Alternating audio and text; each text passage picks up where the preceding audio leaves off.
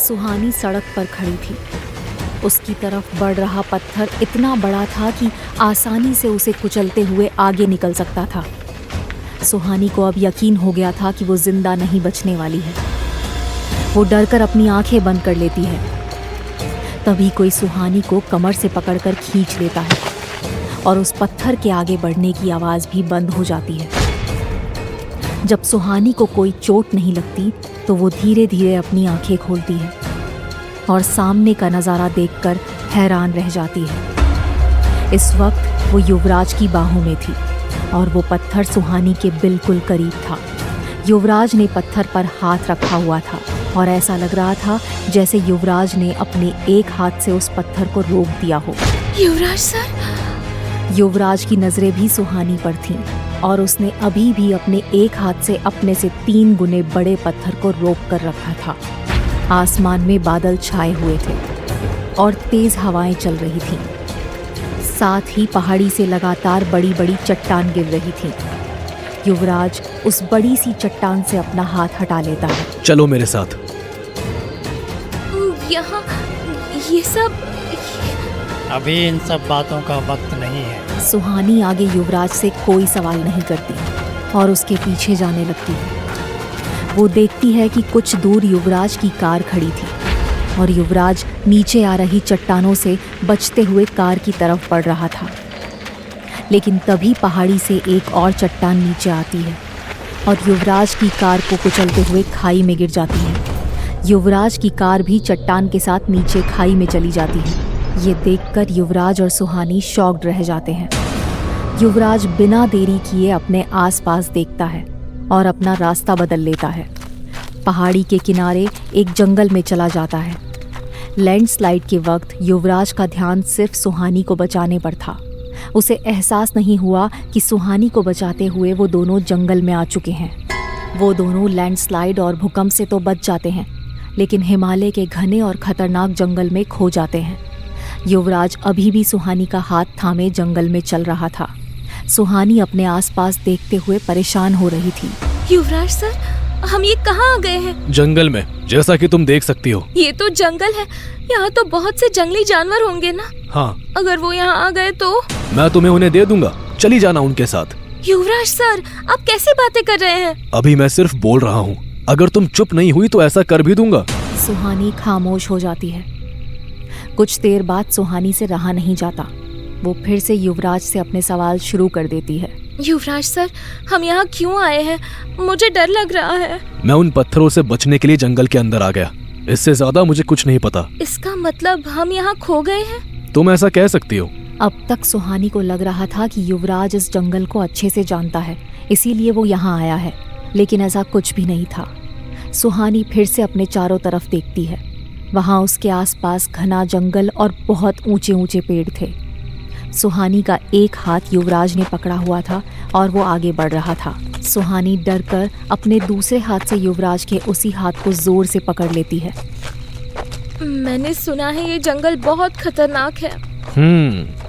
जहाँ इस वक्त हम हैं वो जंगली भेड़ियों का एरिया है। सुहानी और भी ज्यादा डर जाती है। अगर सच में वो यहाँ आ गए तो? तुम उनका लंच बन जाओगी। युवराज जानबूझकर सुहानी को डरा रहा था। मुझे अभी यहाँ से बाहर निकलना है। अगर तुम इसी तरह बात करती रही तो भेड़िए तुम्हारी आवाज सुनकर आ जाएंगे। सुहानी डरकर खामोश हो जाती है और चुपचाप आगे बढ़ने लगती है, लेकिन उसके मन में अभी भी एक ही सवाल चल रहा था जो उसे बहुत परेशान कर रहा था।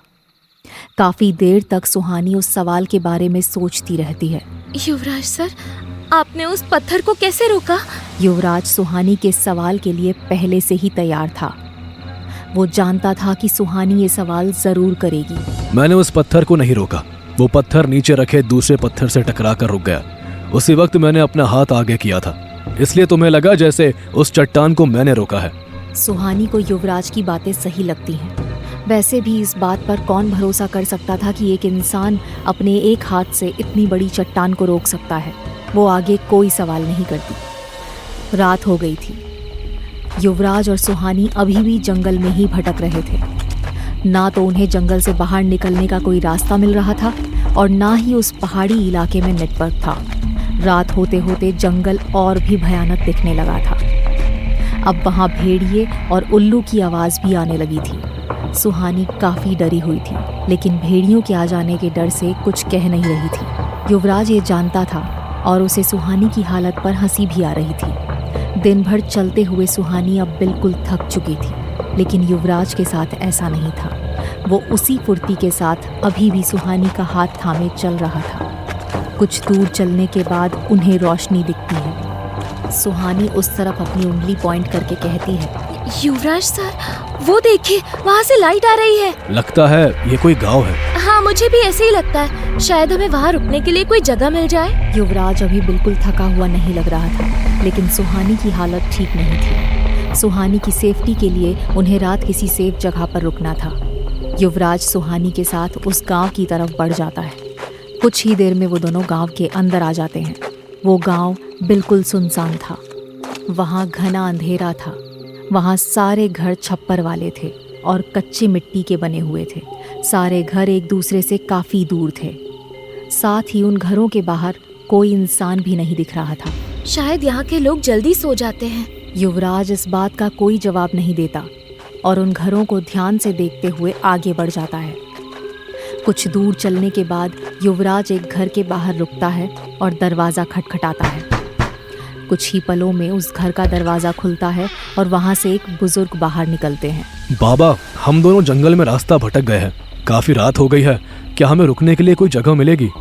वो बुजुर्ग उन दोनों को बड़े गौर से देखते हैं। क्या तुम दोनों पति पत्नी हो? बाबा की बात सुनकर सुहानी को हंसी आ जाती है। वो बाबा को ना में जवाब देने ही वाली होती है।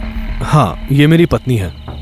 युवराज के इस जवाब पर सुहानी चौंक जाती है और हैरानी से युवराज को देखने लगती है। युवराज अभी भी सीरियस एक्सप्रेशन के साथ बाबा को ही देख रहा था। ठीक है, तुम दोनों अंदर आ जाओ। बाबा का घर भी मिट्टी का ही बना हुआ था, जिसके ऊपर छप्पर था। अंदर आकर युवराज और सुहानी देखते हैं कि वहाँ एक बूढ़ी औरत भी थी, जो अजीब सी नजरों से युवराज और सुहानी को देख रही थी। ये मेरी पत्नी है। कौन है ये दोनों? ये पति पत्नी हैं। रास्ता भटक गए हैं। इन्हें रात रुकने के लिए कोई जगह चाहिए थी, तो मैंने अंदर बुला लिया। अच्छा किया। आओ बेटा, अंदर आ जाओ। इतनी रात को ऐसे बाहर घूमना ठीक नहीं है। बाहर बहुत खतरा है। सुहानी और युवराज हैरानी से एक दूसरे की ओर देखने लगते हैं। वो दोनों सोच में पड़ जाते हैं कि कोई बिना किसी को जाने पहचाने उनकी मदद कैसे कर सकता है। बाबा की पत्नी युवराज और सुहानी को कुछ खाने के लिए देती हैं और वो दोनों खाना खाते हैं। बेटा, तुम दोनों कौन हो और कहाँ से आए हो?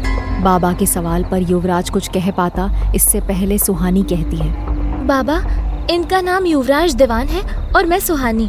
सुहानी अपना सरनेम कहते कहते रुक जाती है। हम दोनों शिमला से आए हैं। सुहानी के मुंह से शिमला का नाम सुनकर बाबा चौंक जाते हैं। तुम दोनों शिमला से आए हो? हाँ बाबा, लेकिन आप इतना हैरान क्यों लग रहे हो? क्या वहाँ वो कुएं वाली आत्मा अभी भी रहती है? बाबा के ऐसा कहते ही युवराज और सुहानी खाते खाते रुक जाते हैं और हैरानी से उन्हें देखने लगते हैं। बाबा, आप उस साए के बारे में कैसे जानते हैं? मैंने बचपन से उसकी कहानियाँ सुनी हैं। मेरे परदादा पहले शिमला में ही रहते थे।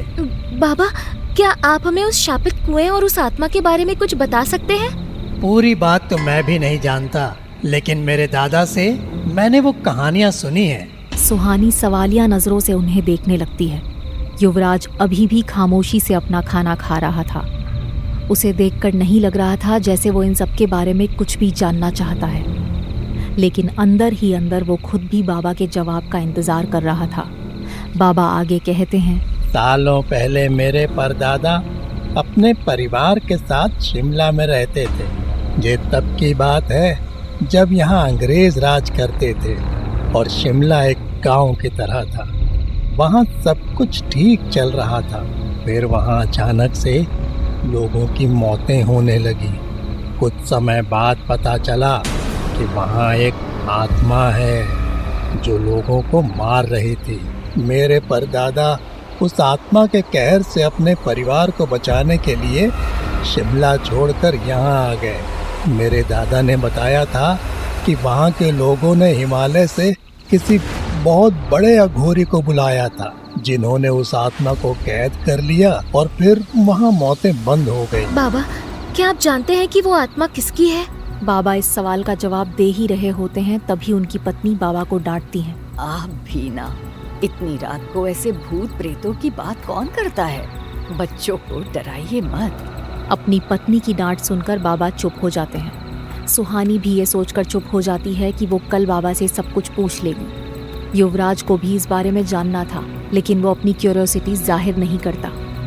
कुछ देर में सुहानी और युवराज अपना खाना खत्म कर लेते हैं। बाबा और उनकी पत्नी युवराज और सुहानी को एक छोटे से कमरे में लेकर जाते हैं। वहाँ उन दोनों के सोने के लिए 2 छोटी छोटी खाट रखी हुई थी। गांव में बिजली नहीं थी, इसीलिए उस कमरे में लालटेन रखी हुई थी, जिसकी हल्की रोशनी कमरे में फैली थी। अब तुम दोनों आराम करो, बहुत थक गए होगे।